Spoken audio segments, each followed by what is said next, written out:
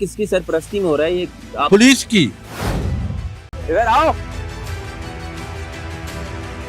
आपको सीधी सीधी कैलकुलेशन बता रहा हूँ, एक फैमिली दिन के 35-40 हज़ार रुपए कमा।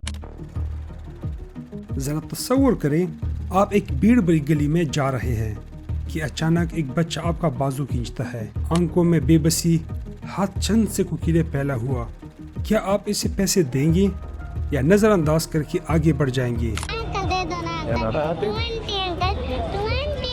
लेकिन क्या आपने कभी सोचा है ये पैसा आखिर कहाँ जाता है?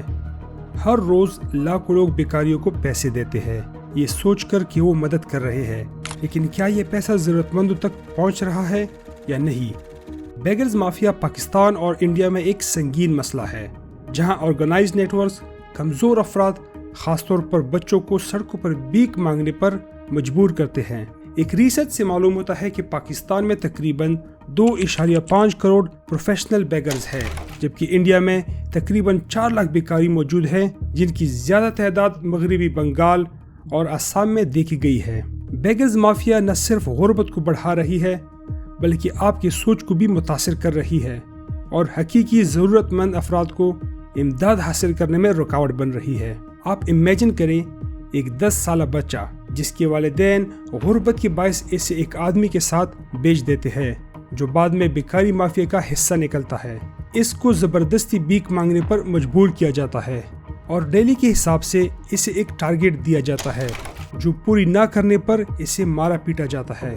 और कुछ केसेस में मारपीट के अलावा इनको कई तरह से नुकसान पहुंचा जाता है, या तो इसे माजूर किया जाता है या कोई ऐसा जख्म देते हैं जिसे देखकर आपका दिल पिघल जाए और इसे पैसे देने पर मजबूर हो जाए।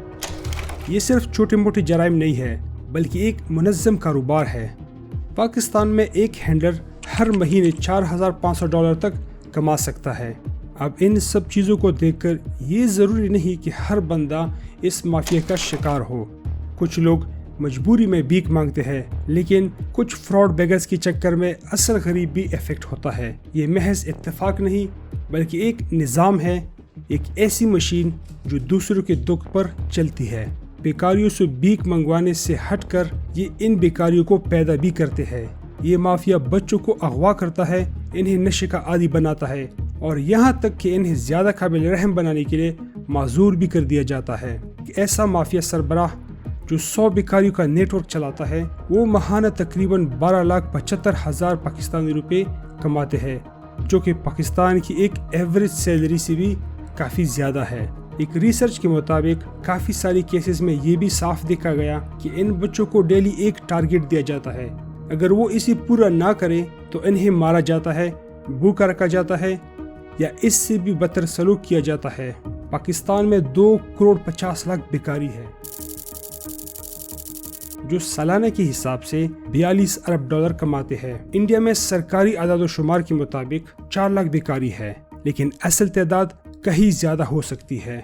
एक बेकारी रोज़ाना $10 से $50 तक कमा सकता है, लेकिन इसमें ज़्यादातर हिस्सा माफिया ले जाती है। कुछ बेकारी तो सफ़ेद पोश मुलाजिमीन से ज़्यादा कमाते हैं। मेरा नाम है शौकत भिखारी, मैं रोज का 1,000 मुल्तान में कमा रहा हूँ, जो इस एक प्रॉफिटेबल बिजनेस बनाता है। दिल्ली की 67% बेकारी मुहाजिर है, ऐसे लोग जो गुर्बत के बायस शहरों में आने पर मजबूर है। जब काम की अपॉर्चुनिटीज खत्म हो जाते हैं तो इनके पास भीख मांगने के अलावा कोई चारा नहीं रहता। बड़े शहरों में 30% बेकारी माजूर है, वो काम करना चाहते हैं, लेकिन सहूलियात की कमी और हुकूमत की नाअहली इन्हें भीख मांगने पर मजबूर कर देती है। भीख देने से आज इनका पेट तो भर सकता है, लेकिन क्या इससे वो आज़ाद हो सकते हैं?